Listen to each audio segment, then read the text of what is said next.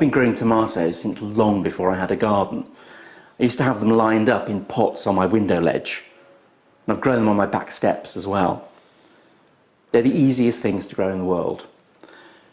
The ones I really like are the little tiny ones that never seem to make it into the kitchen. I just sort of pick them as I'm walking around the garden and just pop them in as I go. And the ones I can't buy in the shops very easily, such as the weird stripy ones. I mean, they come in shades of yellow and orange and green, and they're just absolutely beautiful.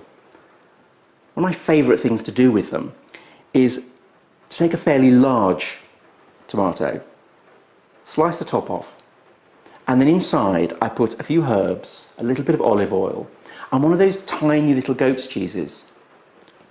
Tuck the cheese inside and then bake the tomato. And what happens is that the cheese melts and the soft cheese mixes with the juice from the tomato and the herbs.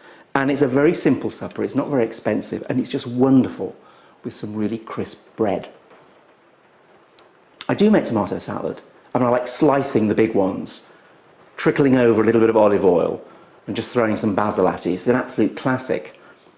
But I also like making fresh tomato soups. And it's very simple. You get a mixture of tomatoes, all the ones from the garden, all different shapes and sizes, and you just grill them. And then I crush them with a potato masher, so they're like a sort of a sloppy consistency.